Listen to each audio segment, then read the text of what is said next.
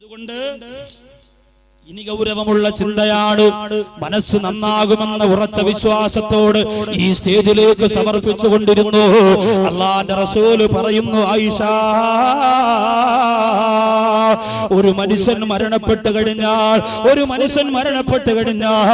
ആ മനുഷ്യന്റെ റൂഹുണ്ടല്ലോ, ആ മനുഷ്യന്റെ ആത്മാവുണ്ടല്ലോ, അവന്റെ ശരീരത്തിൽ നിന്ന് വലിച്ചൂരിയെടുത്തതിന് ശേഷം 10 സ്ഥലങ്ങളിൽ മാറിയിരുന്നു കൊണ്ട് നൊമ്പരത്തോട് സങ്കടം ബോധിപ്പിക്കുന്നതാണ് ആയിഷ.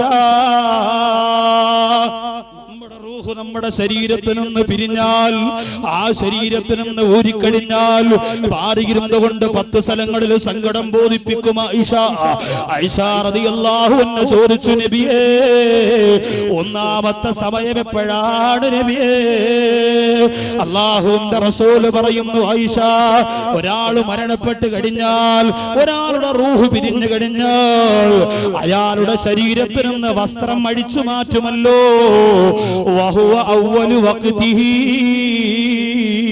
റൂഹിന്റെ കണ്ണീരിന്റെ ഒന്നാമത്തെ സമയം അവിടെയാണ്. ഞാനിപ്പോ ഈ നിൽപ്പിൽ നിന്നുകൊണ്ട് മരിച്ചാൽ, ഉസ്താദ് ഇവിടെ ഇരുന്നു കൊണ്ട് മരിച്ചാൽ, ചിലര് പറയും, ഉസ്താദേ, അങ്ങനെ നിങ്ങളുടെ നാവെടുത്ത് നിങ്ങൾ അങ്ങനെ പറയല്ലേ, മരിച്ചു പോകുന്നെങ്കിൽ എന്ത് ചെയ്യും? ഒന്നും ചെയ്യാനില്ല, മരിച്ചു പോയാൽ അങ്ങ് പോകും എന്റെ പ്രിയപ്പെട്ടവര്. അതല്ലാതെ നഷ്ടം സഹിച്ചല്ലേ പറ്റുള്ളൂ. എന്റെ നഷ്ടം നിങ്ങൾ സഹിക്കുന്നതിനേക്കാൾ എന്റെ ഭാര്യ സഹിക്കണ്ടേ, എന്റെ മക്കള് സഹിക്കണ്ടേ, എന്റെ ഉമ്മയും ഉപ്പയും സഹിക്കണ്ടേ. ഒരു വെള്ളിയാഴ്ച കാത്തിരിക്കുന്ന അട്ടക്കുളങ്ങര പള്ളിയിൽ എന്റെ പ്രിയപ്പെട്ട സച്ചരിതരായ വിശ്വാസികളായ സഹോദരങ്ങൾ സഹിക്കണ്ടേ പ്രിയപ്പെട്ടവര്? ലോകത്ത് ഇതിനേക്കാ വലിയ മരണം നമ്മൾ സഹിച്ചിട്ടില്ലോ. വെല്ലൂര് ബാഖിയാത്തു സ്വാലിഹാത്തിന്റെ ഹദീസിന്റെ രാജകുമാരൻ കമാലുദ്ദീൻ അസ്റഫ് മരിച്ചിട്ട് സഹിച്ചില്ലോ. തൊളിക്കോട് കരീം ഉസ്താദ് മരിച്ചിട്ട് സഹിച്ചില്ലോ. ഇൽമു കൊണ്ട് മനം നിറഞ്ഞ് ലോകത്ത് നേർവഴിയിലേക്ക് നയിക്കാൻ വേണ്ടി പൊട്ടിക്കരന്ന ബഹുമാനപ്പെട്ട തഴവ ഉസ്താദ് മരിച്ചിട്ട് സഹിച്ചില്ലേ. ലോകത്ത് എത്രയോ ഹാഫിളീങ്ങള്, എത്രയോ സ്വാലിഹീങ്ങള്, എത്രയോ ആലിമീങ്ങള്, എത്രയോ ഔലിയാക്കന്മാര് നമ്മുടെ മുമ്പിൽ നിന്ന് വിട പറഞ്ഞു പോയിട്ട് നമ്മൾ സഹിച്ചില്ലേ. അതുകൊണ്ട് പേടിക്കണ്ട. ഇന്നാണെങ്കിൽ ഇന്ന്, നാളെയാണെങ്കിൽ നാളെ മരിക്കണം എന്ന് നിങ്ങൾ കൊതിക്കണേ. ഇൽമ പറന്നുകൊണ്ടിരിക്കുമ്പോ മരിക്കാനാണ് എന്റെ പ്രിയപ്പെട്ടവരെ. ബഹുമാനപ്പെട്ട ഏരൂർ ഉസ്താദിന്റെ തലയിലേക്ക് കൈവച്ചുകൊണ്ട് പരിശുദ്ധ മദീനത്ത് വെച്ചുകൊണ്ട് ദുആ ചെയ്തത്, പാക്കവി നിങ്ങൾ ഇൽമ പറന്നുകൊണ്ടിരിക്കുമ്പോ മരിക്കട്ടെ. ഞാൻ ആമീനെന്നാണ് പറഞ്ഞത്. കാരണം എന്തെന്നറിയോ? മദീനയിൽ കിടന്ന് മരിക്കുന്നതിന്റെ സുഖമാണ്. ഇൽമിന്റെ വേദിയിൽ വെച്ച് മരിക്കുക എന്ന് പറഞ്ഞാൽ, മദീന എന്ന് പറയുന്നത് സ്വർഗത്തിന്റെ പൂന്തോട്ടമാണെങ്കിൽ അതുപോലെ ഒരു പൂന്തോട്ടം ദുനിയാവിന്റെ തൊലിക്ക് പുറത്തുള്ളത് ഈ ടാർപ്പയുടെ താഴെയുള്ള സ്ഥലമാ. ഈ പള്ളിയുടെ മുറ്റത്തുള്ള ഇന്ന് അവസാനിക്കാ പോകുന്ന രാത്രിയുടെ വേദിയാണ്. അതുകൊണ്ട് അതിലാർക്കും ആശങ്ക വേണ്ട. ഇവിടെ വെച്ച് മരിച്ചാൽ നല്ല മരണമാണ്.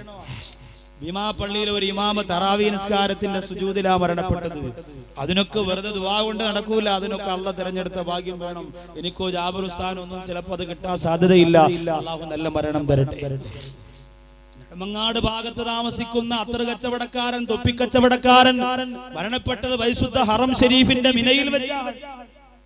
നിങ്ങൾക്കൊക്കെ അറിയുന്ന സഹോദരനായിരിക്കാം. എന്റെ കൂടെ ഉണ്ടായിരുന്നു പ്രിയപ്പെട്ടവരെ. നെഞ്ചുവേദന വന്നു മറിഞ്ഞു വീടുമ്പോ അവിടെ വന്നത് മുതൽ ആ സഹോദരന്റെ ഒരേ ഒരു ആഗ്രഹം എന്താ? ഇവിടെ മരിക്കണം, എന്നെ എന്റെ നാട്ടിലേക്ക് കൊണ്ടുപോണ്ട. കഷ്ടപ്പെട്ട പൈസയാ അജിന് കൊണ്ടുപോയത്, അല്ലാതെ അറബിയെ പറ്റിച്ച പൈസയല്ല, കടയിൽ നിന്ന് ഊരിയെടുത്ത പൈസയല്ല, ഇല്ല, അതൊന്നുമല്ല. കഷ്ടപ്പെട്ട് വിയർപ്പൊഴിക്ക പൈസ കൊണ്ട് മക്കത്ത് പോയിട്ട് ഒരൊറ്റ ആഗ്രഹം, അവിടെ മരിക്കണമെന്ന. ഇഹ്റാമിന്റെ വസ്ത്രം ധരിച്ചുകൊണ്ട് മരിച്ചു. അങ്ങനെ മരിക്കുന്നവരെങ്ങനാ പരലോകത്ത് വരിക? ഖബറിന്റെ അകത്തിരുന്ന് ലബ്ബൈക് അല്ലാഹുമ്മ ലബ്ബൈക് എന്ന് പറഞ്ഞുകൊണ്ട് ഖബറിന്റെ അകത്തിരുന്ന് എഴുന്നേറ്റ് വരും. അവരൊക്കെ ഭാഗ്യശാലികളാണ്. അല്ലാഹു ആ പ്രിയപ്പെട്ട പിതാവിന്റെ ഖബറിടം സ്വർഗീയ ആരാമമാക്കി മാറ്റി കൊടുക്കുമാറാകട്ടെ. അപ്പോ ഇന്ന് ഞാൻ മരണപ്പെട്ടാൽ ആദ്യം ചെയ്യുന്നത് എന്താണ്? ഉസ്താദ് കമ്മിറ്റിക്കാരെ വിളിച്ചിട്ട് പറയും, ഏതായാലും നമുക്ക് സ്ഥാനം റെഡി മരണപ്പെട്ടു പോയി, അതുകൊണ്ട് അതിന്റെ കാര്യങ്ങളൊക്കെ ചെയ്യണം. ഒന്ന് ഇവിടെ കിടത്തും അല്ലെങ്കിൽ അവിടെ കിടത്തും. എന്നിട്ട് ആദ്യം കണ്ണ് തിരുമ്മിയടച്ച് കൈകാലുകളൊക്കെ നേരെയാക്കി. ഇതൊക്കെ ഒരു മയ്യത്തിനോടുള്ള ഒരു മകന്റെ അല്ലെങ്കിൽ ജീവിച്ചിരിക്കുന്നവരുടെ ബാധ്യതയാണ്. നമ്മളെപ്പോഴും വൃത്തികെട്ട കൂട്ടുകാരുടെ കൂടെ നടന്നാൽ വഴിയിൽ വെച്ച് മരിച്ചാൽ അവർക്കറിയില്ല ആ നിയമങ്ങൾ. അവരങ്ങനെ തന്നെ ഇട്ടിരിക്കും. അവസാനം കൈ വളഞ്ഞിരിക്കും, കാല് വളഞ്ഞിരിക്കും. അടക്കാനും പൊതിയാനും കുളിപ്പിക്കാനും ഒക്കെ വലിയ പ്രയാസമായിരിക്കും. അള്ളാഹു മുഖ്ലിസീങ്ങളുടെ മുമ്പ് കിടന്ന് മരിക്കാൻ അള്ളാഹു തൗഫീക്ക് തരട്ടെ. മുത്തഖീങ്ങളുടെ മുമ്പ് കിടന്ന് മരിക്കാൻ, ഉസ്താദുമാരുടെ മുമ്പ് കിടന്ന് മരിക്കാൻ, ആലിമീങ്ങളുടെ മുമ്പ് കിടന്ന് മരിക്കാൻ അള്ളാഹു നമുക്ക് തൗഫീക്ക് തരട്ടെ. എന്നാൽ അവരെല്ലാ കാര്യങ്ങളും ഭംഗിയായിട്ട് ചെയ്യും. അറിഞ്ഞുകൂടാത്തവരാരും ഉണ്ടാവില്ലല്ലോ. എല്ലാം അവർ വൃത്തിയായിട്ട് ചെയ്യും. എന്നിട്ടോ എല്ലാം അവർ വളരെ ഭംഗിയായിട്ട് ചെയ്യും. അങ്ങനെ മരണപ്പെടുമ്പോൾ റൂഹ് പിരിഞ്ഞ് മുകളിലേക്ക് റൂഹ് ഇങ്ങനെ കണ്ണുകളിലൂടെ റൂഹ് വലിച്ചോറിയെടുത്തുകൊണ്ട് ആ റൂഹ് മാറി നിൽക്കുമ്പോ സഹോദരങ്ങളെ, ആദ്യം എന്റെ വസ്ത്രമാണ് വലിച്ചോറിയെടുക്കുന്നത്. ആദ്യം നമ്മുടെ വസ്ത്രമാണ് വലിച്ചോറിയെടുക്കുന്നത്. നമ്മുടെ വസ്ത്രത്തിൽ ഞാൻ ധരിച്ചിരിക്കുന്ന നൗഷാദ് ബാഖവി എന്ന് ധരിച്ചുകൊണ്ട് വന്ന ഈ നീല നിറത്തിലുള്ള ജുബ്ബയുണ്ടല്ലോ, ഉസ്താദ് അതിന്റെ ബട്ടൺസ് അങ്ങോട്ടടിക്കുമ്പോ എന്റെ തൊപ്പി അങ്ങോട്ട് വലിച്ചോരുമ്പോ ഇന്ന് വരെ ഞാൻ വസ്ത്രം ധരിച്ചിരുന്നത് എന്റെ സ്വകാര്യതയാണ്.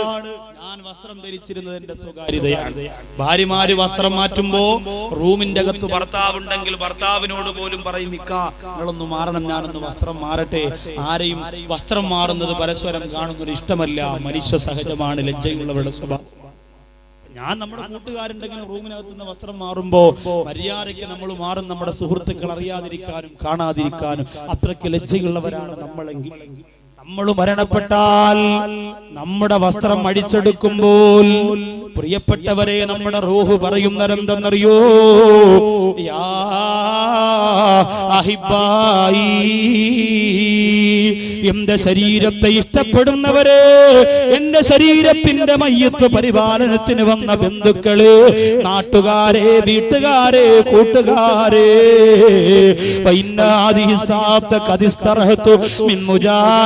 മലക്കിൽ മൗതി, അസ്റായീൽ റൂഹ് പിടിച്ചതിന്റെ വേദന, അസ്റായീൽ റൂഹ് പിടിച്ചതിന്റെ നൊമ്പരം ഇപ്പൊ തീർന്നതേ ഉള്ളൂ. അതുകൊണ്ട് എന്റെ ശരീരത്തെ നിങ്ങൾ കൊലുക്കാതെ, വേദനിപ്പിക്കാതെ പതുക്കെ വസ്ത്രമൊന്ന് വലിച്ചൂരണേ. ഇതാണ് ഒന്നാമത്തെ നൊമ്പരം. പതുക്കെ ആ വസ്ത്രം വലിച്ചൂരണേ. ശരീരം കുലുങ്ങുമ്പോ വേദനിക്കും എന്നാണ് ആ നൊമ്പരത്തിന്റെ അർത്ഥം. ഓർത്തു നോക്കിയേ, എത്രയോ പേര് അപകടത്തിലും ദുരന്തത്തിലും മരണപ്പെട്ടാൽ അവരെ പിന്നെ ആരാണ് അവരുടെ വസ്ത്രം അടിച്ചു മാറ്റുന്നത്? ആരാണ് പ്രിയപ്പെട്ടവരെ? അവിടെ വസ്ത്രം അടിച്ചു മാറ്റുന്നത് മെഡിക്കൽ കോളേജിന്റെയും മറ്റു ഹോസ്പിറ്റലിന്റെയും പോസ്റ്റ്മോർട്ടം ചെയ്യുന്ന ഭാഗത്ത് എന്റെ സഹോദരങ്ങളെ, പോലീസുകാർ വന്ന് കത്രിക കൊണ്ട് മുറിച്ചു മാറ്റൂലേ? നമ്മുടെ വസ്ത്രം അവിടെ അഴിച്ചു മാറ്റുന്നത് നമുക്ക് മാറ്റാൻ അർഹതയില്ല. ദുരന്തത്തിലും ദുരിതത്തിലും അപകടത്തിലും മരണപ്പെട്ടു പോയവരുടെ വസ്ത്രം അഴിച്ചു മാറ്റുന്നത് പോലീസുകാരാണ്. മോർച്ചറിയുടെ മുമ്പ് കൊണ്ട് കിടത്തി, പാന്റിലൂടെ കത്രിക കടത്തി, അടിവസ്ത്രത്തിലൂടെ കത്രിക കടത്തി, ജീൻസിലൂടെ, കുപ്പായത്തിലൂടെ, ചുപ്പയിലൂടെ, എന്റെ പ്രിയപ്പെട്ടവരെ ചുരിദാറിലൂടെ, നെറ്റ് ചുരിദാറിലൂടെ, അനാർക്കലിയിലൂടെ കത്തിരി കടത്തിയിട്ട് മുറിച്ചു മാറ്റിയിട്ടാണ് അവരുടെ മയ്യത്തിന്റെ ശരീരത്തിന്റെ വസ്ത്രം മാറ്റുന്നതെങ്കിൽ എത്രയോ പേര് ചുറ്റും നിൽക്കും. വനിതാ പോലീസ് അടക്കം, മറ്റു പോലീസ് ഉദ്യോഗസ്ഥരടക്കം, മറ്റു നാട്ടുകാരും വീട്ടുകാരും അടക്കം, അവരെല്ലാവരും ഈ മയ്യത്തിന്റെ നഗ്നത കാണുകയാണ്. 6 or 7 മയ്യത്തിനെ ഞാനും ഇതുപോലെ മെഡിക്കൽ കോളേജിൽ വെട്ടി കണ്ടിട്ടുണ്ട്. നമ്മുടെ ബന്ധത്തിലും കുടുംബത്തിലും കൂട്ടിലും പെട്ട എത്രയോ. അതുകൊണ്ട് അങ്ങനൊരവസ്ഥ വരാതിരിക്കാൻ നിങ്ങൾ ദുആരക്കണം. തിരുവനന്തപുരം ജില്ലയുടെ ഒരു ഭാഗത്ത് വാതിന് പോയപ്പോൾ അന്ന് അവിടെ ദുരൂഹ സാഹചര്യത്തിൽ ഒരു ചെറുപ്പക്കാരൻ മരണപ്പെട്ടു. അവൻ ഇഷ്ടപ്പെട്ടിരുന്ന പെൺകുട്ടി, അവനെ സ്നേഹിച്ചിരുന്ന പെൺകുട്ടി മറ്റൊരു കല്യാണത്തിന് സമ്മതിച്ചു എന്ന വാർത്ത അറിഞ്ഞപ്പോ ജീവനക്കാരാ പെൺകുട്ടിയെ ഇഷ്ടപ്പെട്ടിരുന്ന സഹോദരൻ ആത്മഹത്യ ചെയ്തു പോയി. പ്രിയപ്പെട്ടവരെ, അതൊരു മുസ്ലിമാണെന്നറിഞ്ഞപ്പോ ഞെട്ടിപ്പോയി. അല്ലാഹുവിന്റെ ദീനിന് വേണ്ടി ജീവൻ കൊടുക്കുന്ന ചെറുപ്പക്കാർ റമളാൻ മാസത്തിൽ തറാവീഹിന് വേണ്ടി, ഖുർആനിന് വേണ്ടി, സലാത്തിന് വേണ്ടി, ഇബാദത്തിന് വേണ്ടി, നോമ്പിന് വേണ്ടി ആരോഗ്യം ചെലവഴിക്കുന്ന ചെറുപ്പക്കാർ കേവലം ഒരു പെണ്ണിന്റെ പുഞ്ചിരിക്ക് മുന്നിൽ അല്ലാഹു കൊടുത്ത ശരീരത്തെ നശിപ്പിച്ചെന്നറിഞ്ഞപ്പോ വല്ലാതെ സങ്കടം തോന്നിപ്പോയി. എന്റെ ശബ്ദം ശ്രവിക്കാ ദൂര സ്ഥലങ്ങളിൽ നിന്ന് വന്ന കൂട്ടുകാര്, കാരണം ഇവിടെയുള്ള ഇവിടെയുള്ള ചെറുപ്പക്കാര് കുറവാണെന്ന് എനിക്കറിയാം. അതുകൊണ്ട് ഈ സരസിലേക്ക് വന്നവരെ, പെണ്ണിന്റെ കൂടെ പിശാചുണ്ടെന്ന് മറക്കല്ലേ. അത് നിന്റെ ഭാര്യയാണെങ്കിലും ഉമ്മയാണെങ്കിലും പെങ്ങളാണെങ്കിലും എപ്പോഴും കൂടെ കാണും, നശിപ്പിക്കാ. അതുകൊണ്ട് സഹോദരങ്ങളെ, ഒരു പെണ്ണ് വെറുപ്പതിന്റെ പേരിൽ ആത്മഹത്യയുടെ പടുകുടിയിലേക്ക് ചെന്ന് വീണുപോരാ ചെറുപ്പക്കാരന്റെ നൊമ്പരം ഞാൻ നിങ്ങളോട് പറഞ്ഞത്. എത്രയോ നരകമുറപ്പായ മരണമാണത്. അല്ലാഹു കാത്തുരക്ഷിക്കട്ടെ. കരുത്തുറ്റ യുവത്വം കൊണ്ട് പടച്ചുറപ്പിന്റെ ദീനിന് വേണ്ടി ചെയ്യാൻ പറ്റുന്നതിന്റെ